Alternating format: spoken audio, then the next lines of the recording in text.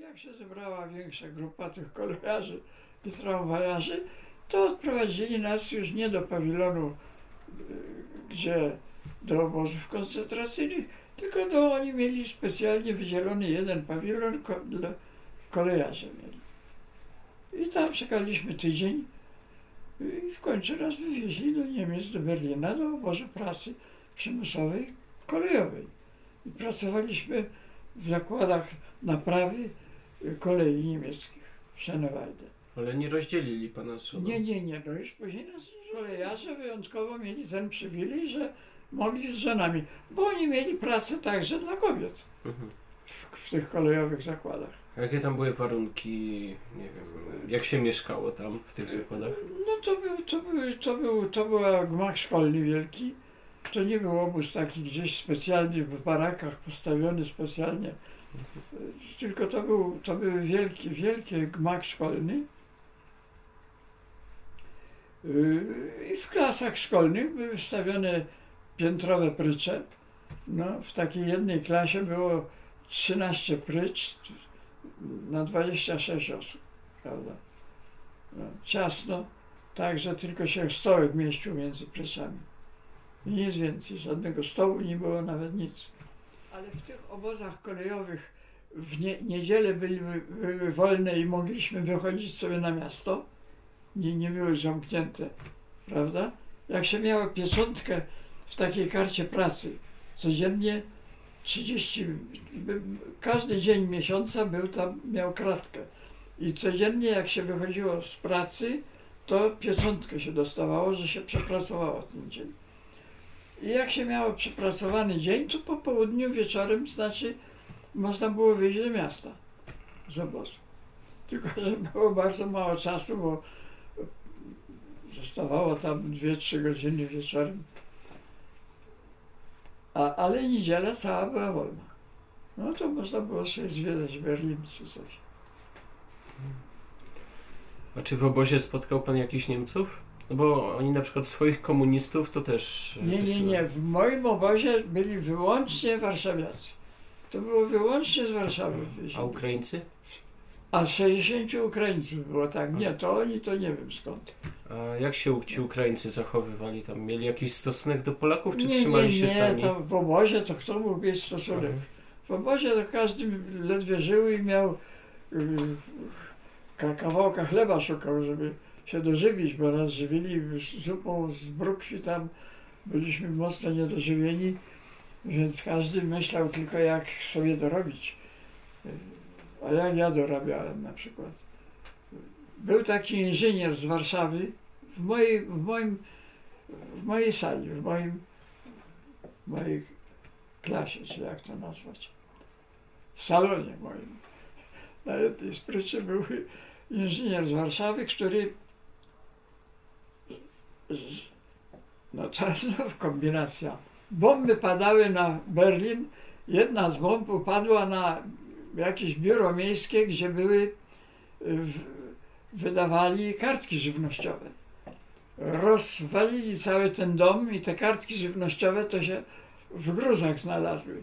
A kogo skierowano do odgruzowywania tam? No Polaków z jakiegoś obozu tam innego.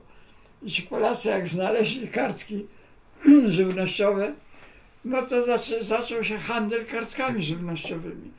I ten inżynier z Warszawy miał jakiś kontakt właśnie z tymi ludźmi, którzy dysponowali takimi kartkami.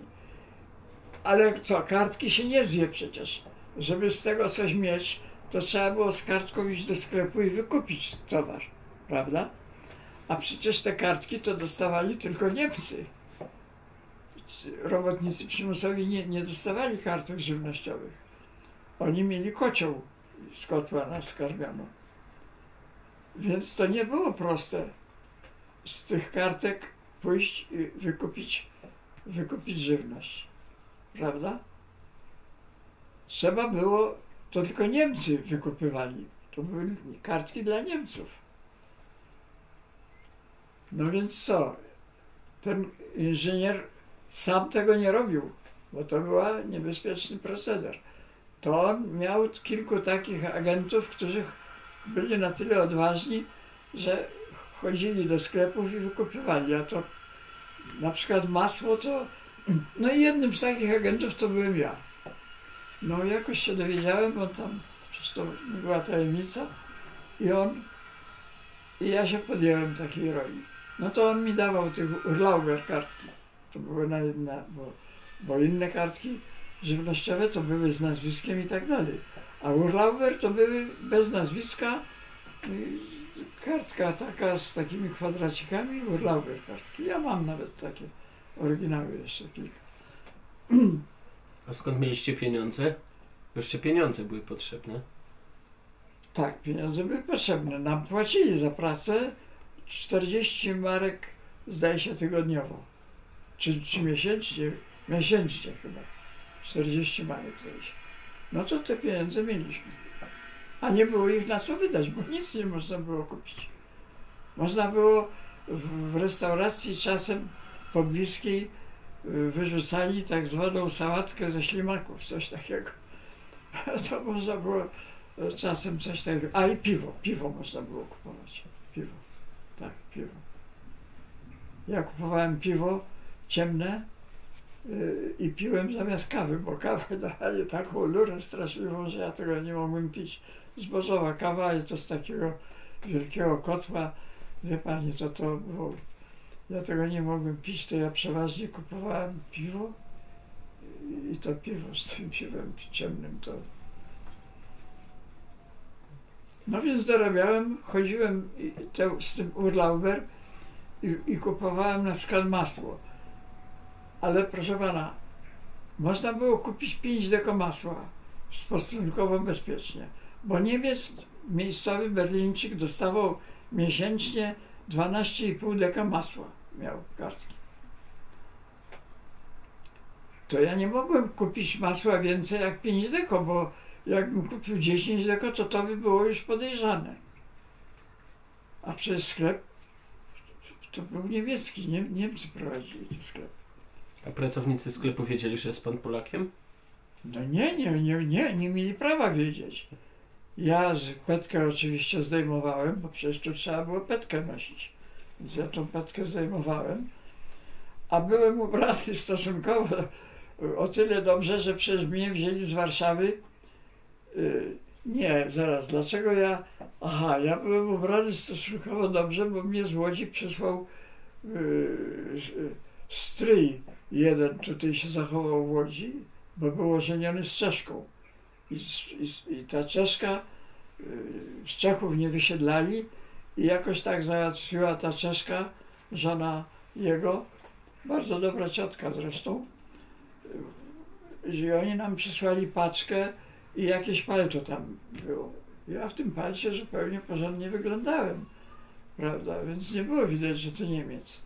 I przecież tam rozmowy w sklepie nie było, tylko się tego i ja tam po niemiecku to chyba umiałem powiedzieć, że 5 dekagram tam tego masła, jak to tam było, już nie pamiętam.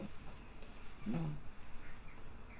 Więc, no i w ten sposób kupowałem i z tego miałem procent odpowiedni i z tym inżynierem się tam dzieliłem i stąd miałem dochód, mogłem kupić na te kartki właśnie, a to jakieś pierniczki tam kupowałem, a to jakiś może chleba kawałek czy coś.